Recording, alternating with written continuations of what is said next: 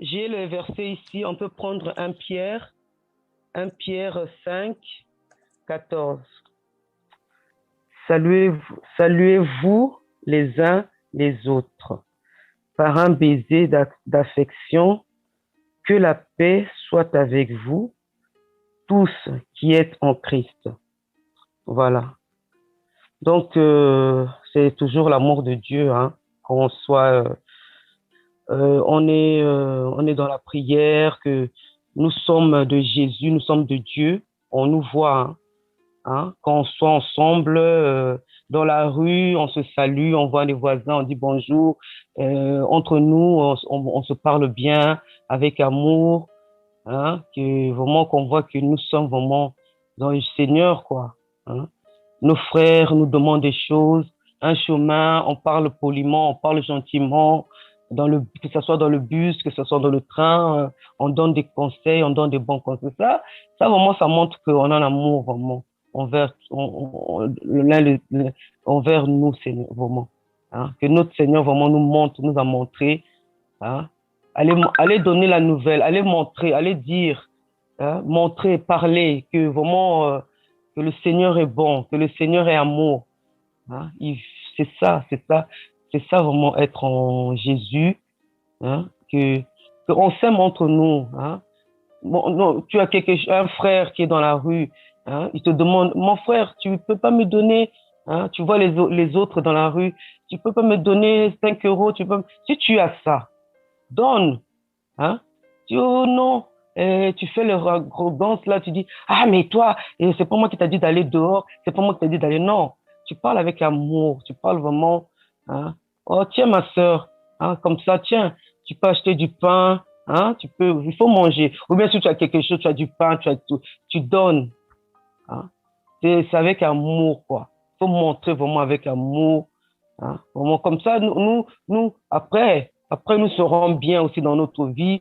Nous allons, on va être bien. On va dire, ah, hein, on a aidé notre sœur. On va être, on est, il va, peut-être elle va être reconnaissant plus tard. Ah, plus tard, tu vas le verras dans la rue. Tu vas dire, ah, regardez, c'est cette sœur-là, c'est ce frère-là qui m'a aidé. J'avais vraiment dans le besoin. Oui, c'est ça vraiment l'amour, quoi.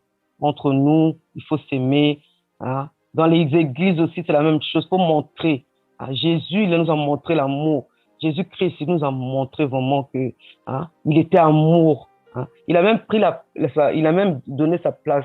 Hein. Il a mis monter sur la croix parce que il avait vraiment, c'était avec amour, quoi. Hein. C'était vraiment avec amour. Hein. C'est notre Dieu. Je voulais prendre aussi Somme 88, 2. Que ma prière parvienne en ta présence. Prête l'oreille à mes supplications. Oui, donc ça c'est quand on prie, hein, on aimerait bien vraiment que nos prières montent au ciel, que Dieu vraiment écoute nos prières, écoute toutes nos choses, que on sait que vraiment que quand on a prié, hein, nos prières soient vraiment bien, quoi. Voilà. Il y a le 2, il y a le 3, oui, voilà. J'avais pris le 2, maintenant je prends le 3 aussi.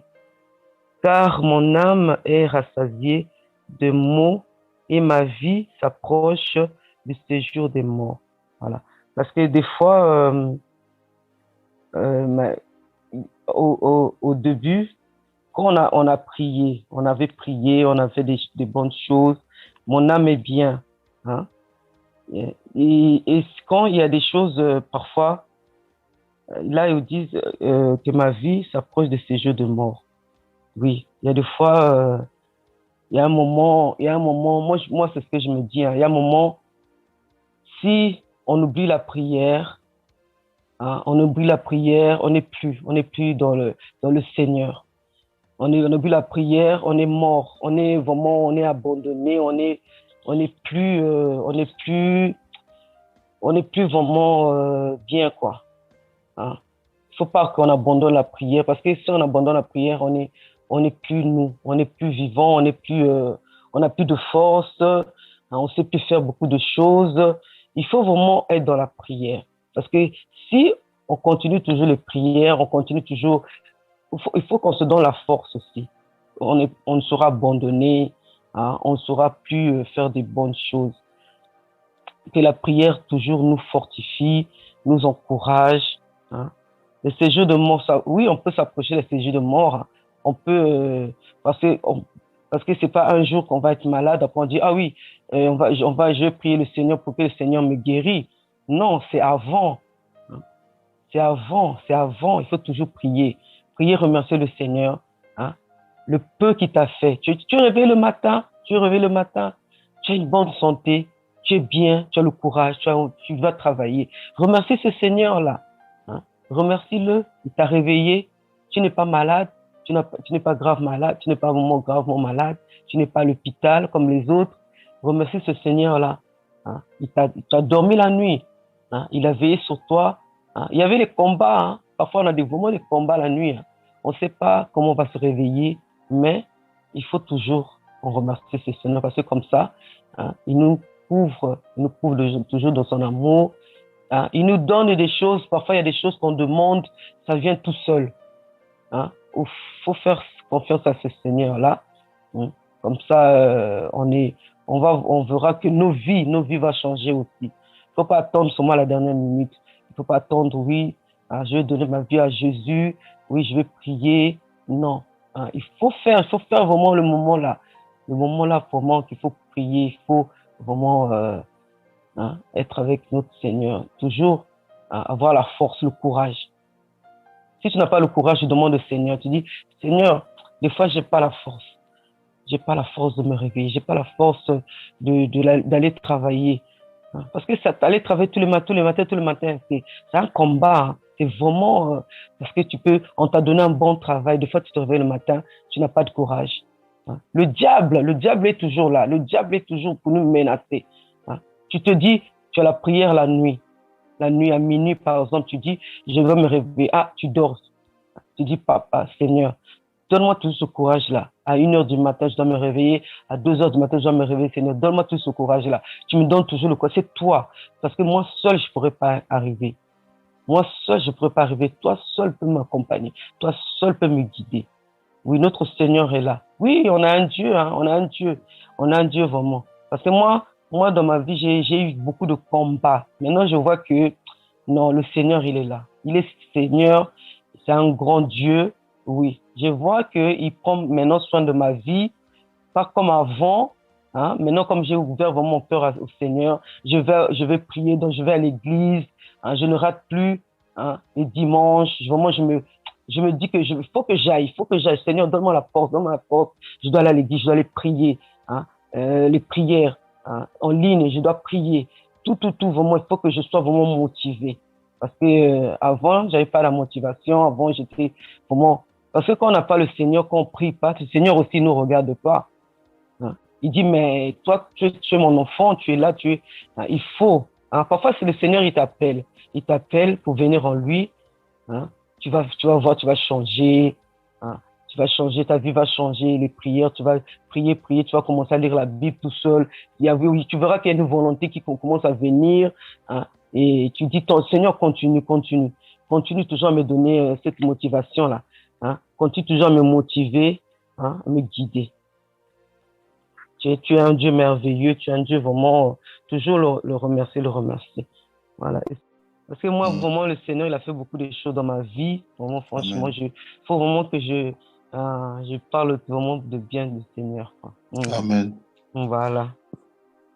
Je te laisse la parole, la sœur Aïssa. Sœur Aïssa, oui. Bonjour. Moi, je vais partager sur Jacques, versets 22 à 25.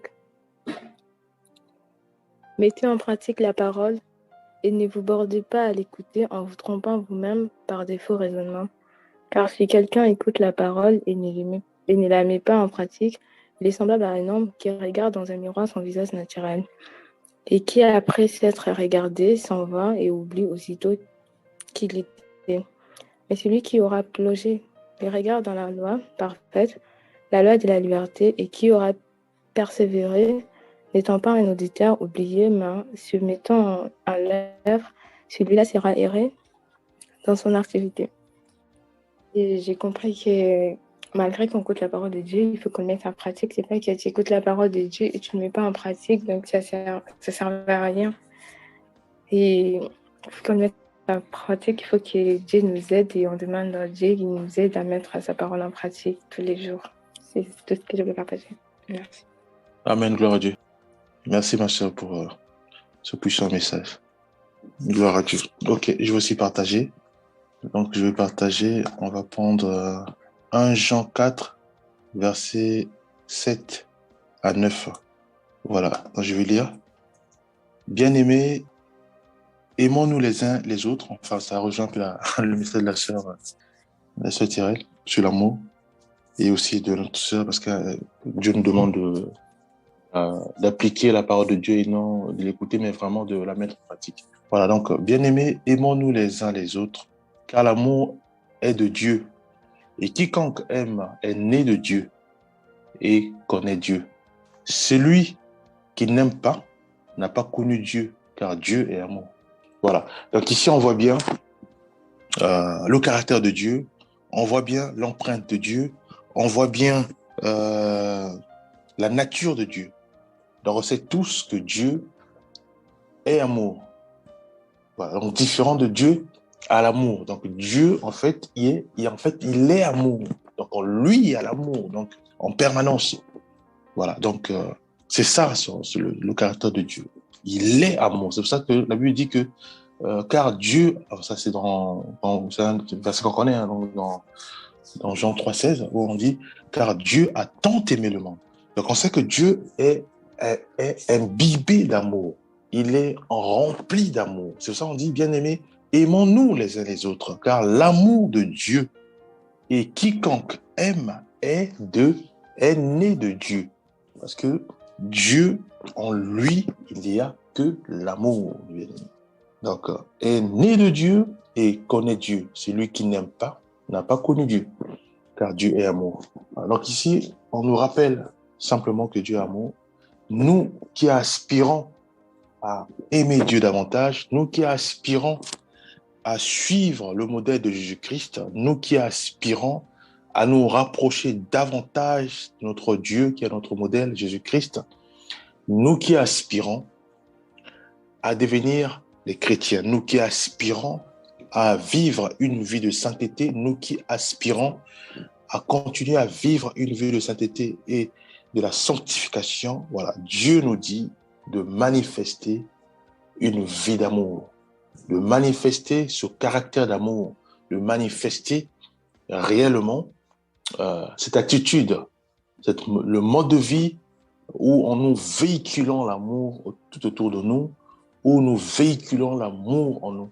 Voilà. Donc, un chrétien est caractérisé simplement par l'amour. Une chrétienne est caractérisée par l'amour. Donc, l'amour est le socle d'un chrétien. Le mal ne peut plus exister dans la vie d'un chrétien ou dans la vie d'une chrétienne. Le mal ne peut même plus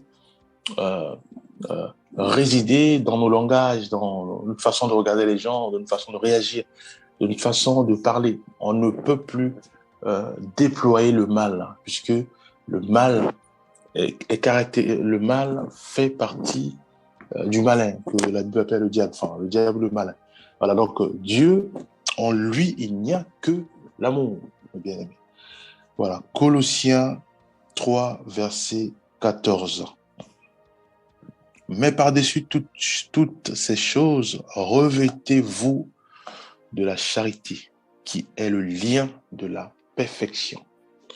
Donc là, Dieu nous demande simplement de nous imbiber de l'amour, de nous revêtir de cette charité, de cet amour qui vient du Seigneur.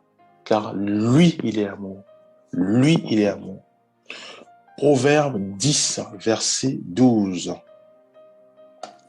La haine excite des querelles, mais l'amour couvre toutes les fautes.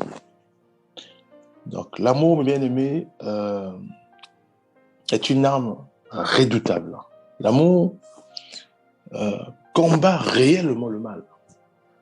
L'amour, mes bien-aimés, nous devons l'utiliser au maximum dans nos relations, dans nos relations au sein de la famille, dans nos relations avec des amis, dans nos relations avec nos copines, dans nos relations, vraiment, nous devons, même dans nos langages, nos façons de les exprimer, notre façon de réagir, nous devons, malgré ce que nous recevons comme mal, nous recevons comme attaque, nous devons utiliser automatiquement l'amour, puisque l'amour combat réellement le mal, l'amour détruit le mal, l'amour anéantit et engloutit toutes sortes d'assauts de l'ennemi ou toutes sortes d'attaques de nos ennemis. Car l'amour, mes bien-aimés, détruit réellement le mal. Et la haine, effectivement, excite les querelles. Donc, ça ne sert à rien de développer la haine, ça ne sert à rien de continuer à entretenir la haine dans nos pensées, parce que soit on a été on nous a mal parlé, voilà. On commence à entretenir la haine dans notre cœur, dans nos pensées. Et Dieu dit que ça excite les querelles, parce qu'on va toujours ressortir ce que nous entretenons dans nos pensées, dans nos langages, dans nos bouches. Et là, c'est pas bon. Au niveau des relations entre amis, entre copines, voilà. Les relations au niveau de la famille. C'est pour ça qu'il est important, quand on commence déjà à voir la haine monter dans notre pensée, nous devons maintenant utiliser l'arme de la prière pour prier pour ceux et celles qui nous font du mal. C'est de l'amour, mes bien-aimés. Ça détruit cette haine qui cherchait à se créer au sein de nos pensées. Voilà. Jean 15, verset 13. Il n'y a pas de plus grand amour que de donner sa vie pour ses amis. Voilà encore Jésus-Christ, il est venu sur terre. Il nous a encore montré ce caractère d'amour. Il va aller à la croix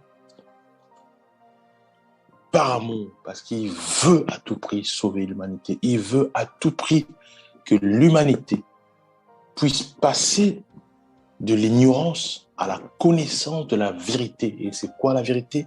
C'est Jésus-Christ qui est la parole, c'est la Bible. L'amour de Jésus-Christ,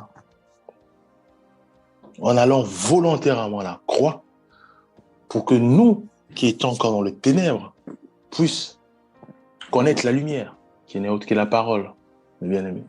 Voilà, encore cet amour qui nous est rappelé, de manière à ce que nous, chrétiens, nous puissions appliquer l'amour dans nos langages, l'amour, dans notre façon de parler aux gens, l'amour. Nous devons véhiculer l'amour tout autour de nous, de la même manière que quand nous parfumons, par exemple, quand nous mettons le parfum, voilà, il y a des bien-aimés qui mettent des parfums, ou voilà, ou quand ils passent, on sent que voilà, la sœur ou le frère, c'est parfumé, voilà, donc le parfum. Donc, nous devons aussi avoir ce caractère où, quand nous marchons, on sait que non, ça c'est vraiment une chrétienne, c'est vraiment un chrétien, parce qu'on voit rapidement ce caractère d'amour qui est puissamment véhiculé autour de nous. Proverbe 17, verset 17. L'ami aime en tout temps. Et dans le malheur, il se montre un frère. Ça, c'est dans le langage entre amis, entre copines. Voilà, on dit que nous devons aimer. Nous devons aimer, mes bien-aimés. Voilà, après, je vais prendre le verset que nous mettons tous. Donc, Marc 12, verset 29 à 33, où il est dit, bon, je vais juste lire 29, où il est dit, Jésus répondit, voici le premier. Écoutez Israël, le Seigneur, notre Dieu, est l'unique Seigneur. Et tu aimeras le Seigneur, ton Dieu, de tout ton cœur, de toute ton âme, de toute ta pensée et de toute ta force. Et encore le second, où il est dit, aime ton prochain comme toi-même.